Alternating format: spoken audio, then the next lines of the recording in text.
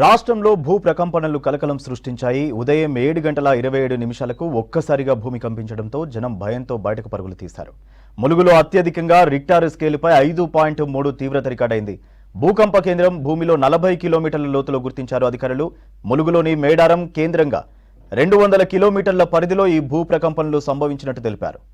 September 4న ఎక్కడైతే 50,000 చెట్లు పడిపోయాయో అదే కేంద్రంగా భూకంపం మొదలైందంటున్నారు అధికారులు.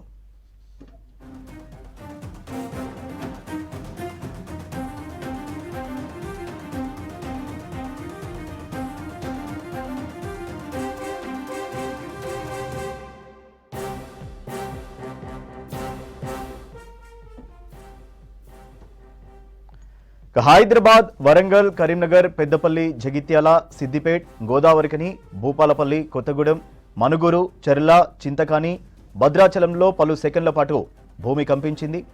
హైదరాబాద్లోని హిమాయత్ నగర్, సరూర్ నగర్, సూరారం, యూసఫ్గూడ, అబ్దుల్లాపూర్మెట్, ఇబ్రహీంపట్నం, ఖైరతాబాద్, శేరలింగంపల్లి ప్రాంతాల్లో పలు సెకండ్ల పాటు భూమి కంపించింది.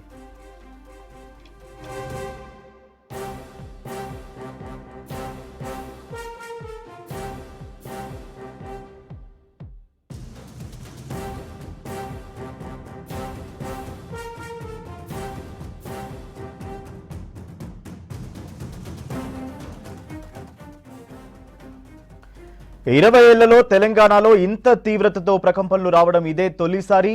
గోదావరి రివర్ బెల్ట్లోనే భూ ప్రకంపనలు వచ్చాయి.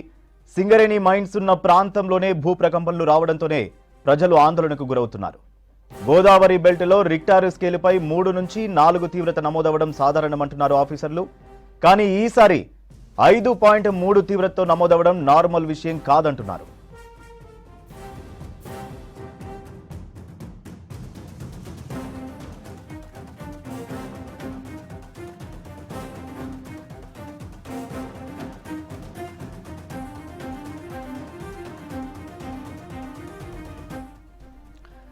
రాష్ట్రంలో భూ ప్రకంపనలు కలకలం సృష్టించాయి. ఉదయం 7:27 ఒక్కసారిగా భూమి కంపించడంతో జనం భయంతో బయటకు పరుగులు తీశారు.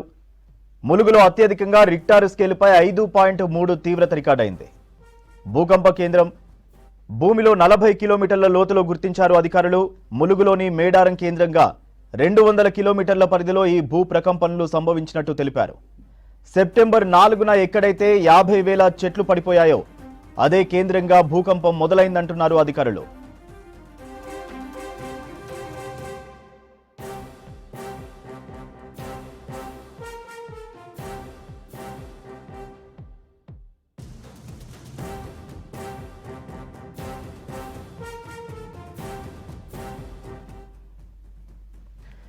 హైదరాబాద్, వరంగల్, కరీంనగర్, పెద్దపల్లి, జగిత్యాల, సిద్దిపేట్, గోదావరికని, భూపాలపల్లి, కొత్తగూడెం, మనుగురు, చెర్ల, చింతకాని, భద్రాచలంలో పలు సెకండ్ల పాటు భూమి కంపించింది.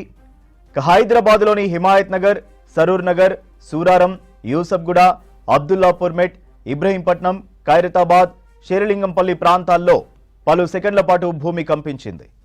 20 ఏళ్లలో తెలంగాణలో ఇంత తీవ్రతతో ప్రకంపనలు రావడం ఇదే తొలిసారి. గోదావరి రివర్ బెల్ట్లోనే భూ ప్రకంపనలు వచ్చాయి. సింగరేణి మైన్స్ ఉన్న ప్రాంతంలోనే భూ ప్రకంపనలు రావడంతో ప్రజలు ఆందోళనకు గురవుతున్నారు. గోదావరి బెల్ట్లో రిక్టార్ స్కేలుపై 3 నుంచి 4 తీవ్రత నమోదవడం సాధారణమంటున్నారు ఆఫీసర్లు. కానీ ఈసారి 5.3 తీవ్రతతో నమోదవడం నార్మల్ విషయం కాదంటున్నారు.